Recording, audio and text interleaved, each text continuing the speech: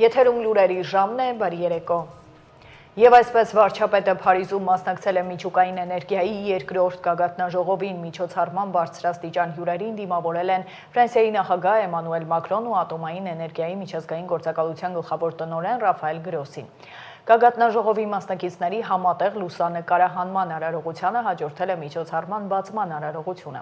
Ելույթում Նիկոլ Փաշինյանը երախտագիտություն է հայտնել Ֆրանսիայի նախագահին միջոցառմանը հրավիրելու եւ ջերմ հյուրընկալելու համար, նաեւ ատոմային էներգիայի միջազգային գործակալությանը սերտ գործակցության համար։ Վարչապետն ասել է, որ Հայաստանն առաջին երկրներից էր, որը COP28-ում լիովին աջակցեց մինչև 2050-ը միջուկային էներգիայի եռապատկման հռչակագրին։ Կառավարությունը նաեւ որդեգրել է միջուկային էներգիան որպես Հայաստանի էներգետիկ անվտանգության էական գործոն եւ որպես էլեկտրաէներգիայի մատակարարման հիմնական բաղադրիչ պահպանելու քաղաքականություն։ Նիկոլ Փաշինյանը նաև ընդգծել է ռադիոակտիվ թափոնների եւ օգտագործված միջուկային վառելիքի անվտանգ կառավարման կարևորությունը, որը չափազանց կարևոր է ինչպես ներկա, այնպես էլ ապագա սերունդների համար։ Մարդու առողջության եւ շրջակա միջավայրի պաշտպանությունը պետք է լինի գլխավոր սկզբունքը։ Եզրափակելով ելույթը, վարչապետը վստահություն է հայտնել, որ գագաթնաժողովը կնպաստի երկրների, միջազգային կազմակերպությունների, ֆինանսական հաստատությունների եւ ոլորտի միջև նախաձեռնությունների ու գործընկերությունների զարգացմանը, մաղթել բոլոր մասնակիցներին արդյունավետ եւ հաջող աշխատանք։ Խաղաղ նպատակներով միջուկային էներգետիկայի զարգացմանը վերաբերող հարցեր են քննարկել վարչապետն ու ատոմային էներգիայի միջազգային գործակալության գլխավոր տնօրենը։ Նիկոլ Փաշինյանն ու Ռաֆայել Գրոսին անդրադարձել են նաև Հայաստանի եւ ատոմային էներգիայի միջազգային գործակալության գործակցության ընթացքին, կարևորել միջուկային անվտանգության, տեխնիկական համագործակցության, ինչպես նաև փորձագիտական աջակցության ծրագրերի շարունակական իրականացումը։ Մտքեր են փոխանակվել նաև Հայաստանի էներգետիկ ոլորտում ընթացող ծրագրերի, փոքր մոդուլային ռեակտորների տեխնոլոգիաների, միջուկային էներգետիկայի զարգացման հեռանկարների շուրջ։ Այլ երկրում Հայաստանի Հանրապետության քաղաքացիների նկատմամբ ճնշումների եւ սպասվող գործընթացների մասին հայտարարություն է տարածել արտաքին հետախուզության ծառայությունը։ Armenpress-ը ներկայացրել է բացառիկության կարգով տրամադրված հայտարարությունը, մեջբերում է. արտաքին հետախուզության ծառայությունը հետախուզական տեղեկություններ է ստանում, որ այլ երկրում տվյալ երկրի հատուկ ծառայությունների անունից հանդես գալով տարբեր դերակատարներ փորձում են ճնշում գործադրել հայազգի եւ Հայաստանի քաղաքացի հանդիսացող ու տվյալ երկրում տնտեսական գործունեությամբ զբաղվող անձանց նկատմամբ վերջիններիս մղելով Հայաստանում սպասվող խորհրդարանական ընտրություններին մասնակցության հայտ ներկայացրած քաղաքական որոշ ուժերին աջակցելու գործողություններ իրականացնելուն, որոնք ներառում, սակայն չեն սահմանափակվում տվյալ քաղաքական ուժերին նշված գործարարների կողմից ֆինանսական եւ կազմակերպական բնույթի աջակցության գործողություններով։ Միջազգային հանձնաժողովը Փաշինյանի կողմից հայ եկեղեցու դեմ հարձակումների վերաբերյալ խիստ զեկույց է պատրաստել։ Այս մասին հայտարարել է միջազգային փաստաբան Ռոբերտ Ամստերդամը։ Facebook-ում նա շնորհակալություն է հայտնել ԱՄՆ միջազգային կրոնական ազատության հանձնաժողովին իր խոսքով խիստ զեկույցը պատրաստելու համար։ Ամստերդամն ուշադրություն է հրավիրել հետևյալ հատվածի վրա, մեջբերում է. 2025 թվականի ընթացքում վարչապետ Փաշինյանն առաջարկել է ստեղծել եւ անձամբ նշանակել մի խորհուրդ, որը պետք է ընտրեր հայ առաքելական եկեղեցու նոր առաջնորդ եւ առաջ է քաշել իր օրակարգին հարող հոգեվորականների գործող կաթողիկոսին գահընկեց անելու նպատակով։ Փաշինյանի արշավը Գարեգին II կաթողիկոսի դեմ զուգակցվել է հայ առաքելական եկեղեցու հոգեվորականների եւ այն աշխարհիկ անձանց ձերբակալությունների հետ, որոնք քննադատել կամ քաղաքական ընդդիմություն են դարձել նրա կառավարությանը, գրել է Ամստերդամը։ Երրորդ նախագահ Սերժ Սարգսյանի եղբորը Ալեքսանդր Սարգսյանին կալանավորելու որոշում է կայացվել։ Հակակոռուպցիոն դատարանից հայտնում են, որ նախաքննական մարմինը կալանքի միջնորդություն է ներկայացրել փետրվարի 24-ին։ Դատավոր Սարգիս Պետրոսյանը բավարարել է միջնորդությունը փախուստը կանխելու հիմքը բարձր գնահատելով։ Ալեքսանդր Սարգսյանին հայտնաբերելու եւ Հայաստանի Հանրապետության իրավասության ներքո գտնվելու դեպքում կալանքի հարցը կրկին քննարկվելու է դատարանի կողմից, հայտնել են դատարանից։ Սարգսյանը մեղադրվում է առանձնապես խոշոր չափի վատնում կատարելու համար։ Երևանի ընդհանուր իրավասության դատարանի Աջափնյակի նստավայրում կայացել է Փարաքարի նախկին համայնքապետ Վոլոդիա Գրիգորյանի սպանության գործով դատական նիստը։ Դատարանում ցուցադրվել է ապացույց հանդիսացող դեպքի վայրի զննության տեսանյութը։ Մեղադրող դատախազը մանրամասն ներկայացրել է, թե ինչպես է տեղի ունեցել սպանությունը, նաև հայտարարել, որ Գևորգ Հարությունյանը Վոլոդիա Գրիգորյանին, Կարեն Աբրահամյանին, Արծրուն Գալստյանին վրեժի շարժառիթով կյանքից զրկելու, սպանելու դիտավորությամբ կրակոցներ է արձակել նրանց ուղղությամբ, սպանել Վոլոդիա Գրիգորյանին, Կարեն Աբրահամյանին, փորձելով սպանել Արծրուն Գալստյանին։ Սպանության օժանդակության համար մեղադրվող Նարեկ Օհանյանը դատարանում հայտարարել է, որ իրեն առաջադրված մեղադրանքը չի ընդունում։ Գևորգ Հարությունյանը նույնպես հայտարարել է, որ կատարված սպանությունների հետ կապ չունի։ Մեղադրանքը չի ընդունում, մանրամասները կբարձրաձայնի մյուս դատական նիստին։ Հաջորդ նիստն ամսի 18-ին է։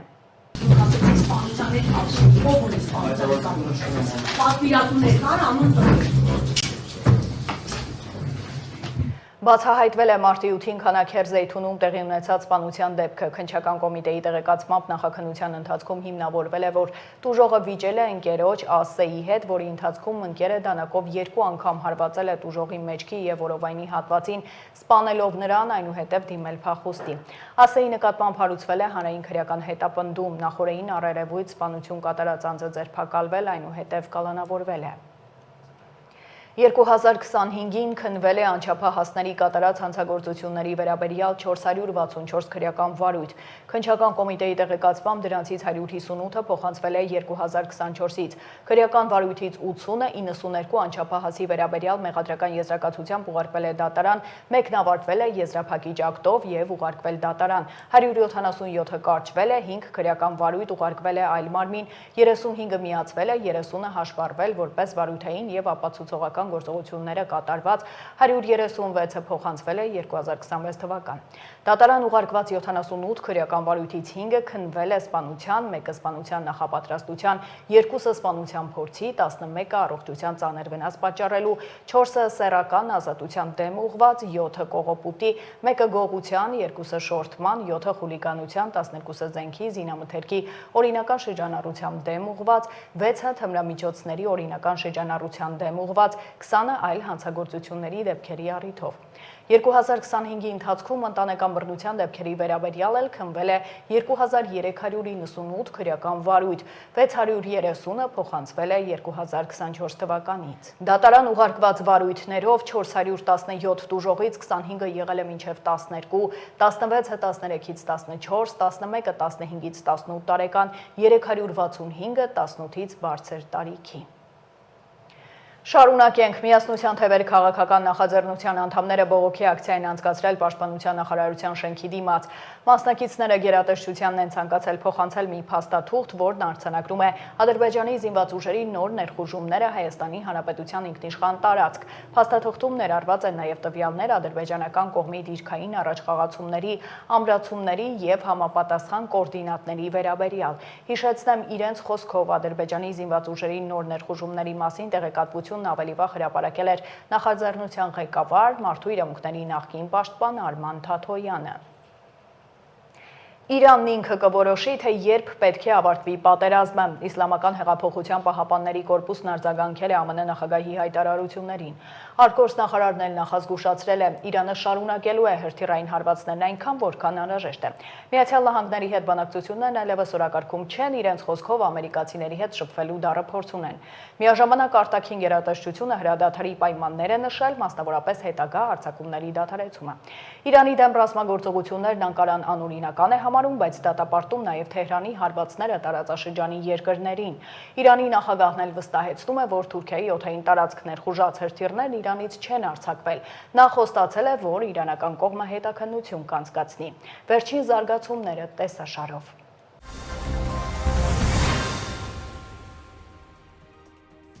Լեհաստանի վարչապետ Դոնալդ Տուսկը կրկին ընտրվել է երկրի կառավարող քաղաքացիական կոալիցիա կուսակցության նախագահ։ Այս մասին հայտնել է Սեյմի խորհրդարանի ստորին պալատի փոխոսնակ Դորոտա Նեդզելյան։ Դոնալդ Տուսկը պաշտպանություն է ստացել 97%-ի մակարդակում, այդ թեկնածուի օգտին տրված ձայների թիվը կազմել է 16695, դեմ 379 ձայն, հայտնել է փոխոսնակը։ Կուսակցության ղեկավարի ընտրություններին մասնակցել է քաղաքացիական կոալիցիայի ձայնի իրավունք ունեցող անդամների 78%-ը։ Ավելի ուշ Լեհաստանի վարչապետը գրառում է արել X սոցիալական հարթակում մեկնաբանելով կուսակցական քվեարկության արդյունքները։ Այդ 97%-ը նույնիսկ ինձ վրա տպավորություն գործեց, հավելել է Տուսկը։ Կուսակցության ղեկավարի նախորդ ընտրությունները տեղի են ունեցել 2021 թվականի հոկտեմբերին, երբ Դոնալդ Տուսկը հաղթել էր ստանալով քաղաքացիական կոալիցիայի ձայների 97.4%-ը։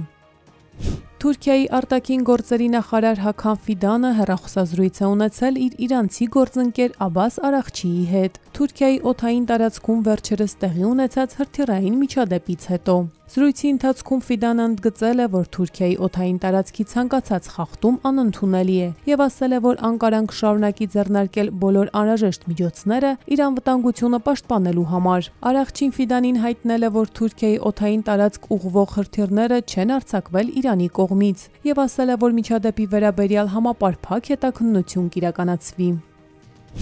Իրաքի վարչապետ Մուհամմադ Շիա Աս-Սուդանին ԱՄՆ պետքարտուղար Մարկո Ռուբիոյի հետ հեռախոսազրույցում ընդգծել է, որ Իրաքը չպետք է օգտագործվի որպես տարածաշրջանային պատերազմում հարձակումների հարթակ։ Այս մասին հաղորդում է Իրաքի լրատվական գործակալությունը։ Հեռախոսազրույցի ընթացքում կողմերը քննարկել են տարածաշրջանում ստեղծված իրավիճակը եւ այնտեղ վերջին զարգացումները, ինչպես նաեւ երկկողմ քննարկումներ են անցկացրել ընդհանուր հետաքրքրություն ներկայացնող հարցերի շուրջ։ Հեռախոսազրույցի մասին ԱՄՆ պետքարտուղարության հայտարարության մեջ նշվում է, որ Ռուբիոն խստորեն դատապարտել է ինչպես Իրանի, այնպես էլ Իրանի հետ կապեր ունեցող աշխարհազորային խմբավորումների հարձակումներն Իրաքում, այդ թվում Իրաքյան Քրդստանում։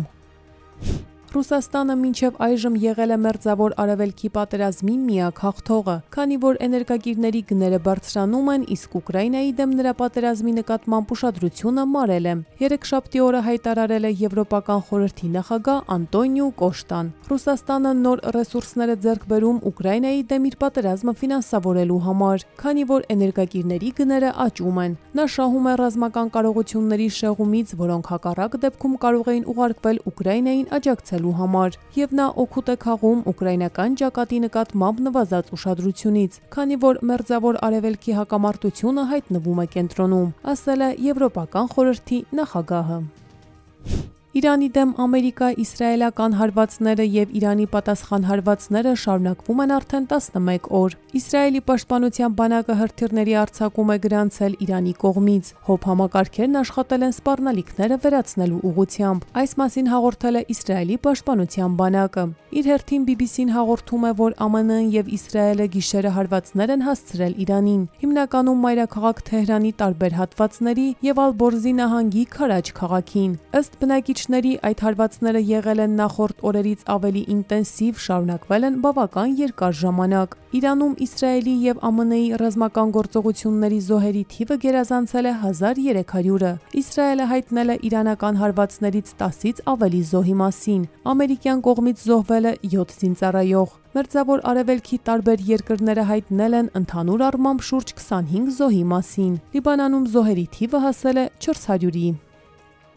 Իրանի արտաքին գործերի նախարար Աբբաս Արաղչին նախազգուշացրել է, Իրանը շարունակելու է հրթիռային հարվածներն այնքան, որքան անհրաժեշտ է։ ԱՄՆ-ի հետ բանակցությունները այլևս օրակարգում չեն։ Մենք ամերիկացիների հետ շփվելու դառը փորձ ունենք։ ԱՄՆ-ն եւ Իսրայելը չկարողացան հասնել Իրանում ռեժիմի փոփոխության պատերազմի առաջին օրերին։ Այժմ նրանց գործողությունները աննպատակ են, ասել է Աբբաս Արաղչին։ Միևնույն ժամանակ Իսլամական Հանրապետության դիվանագիտական գերատեսչությունից անվանել են հնարավոր հրադադարի պայմանները։ Հրադադարի առաջին պայմանը հետագա հարձակումների դադարեցումն է։ Մի քանի երկիր, այդ թվում Չինաստանը, Ռուսաստանը եւ Ֆրանսիան, հրադադարի հարցով կապ են հաստատել Թեհրանի հետ։ Սակայն Իրանը չի գնա այնպիսի հրադադարի, որը օրինակ 6 ամիս անց կխախտվի, նշել է Իրանի փոխարտգործնախարար Քազեմ Ղարիբաբադին։ Արմինե Գևորգյան, Update լրատվական։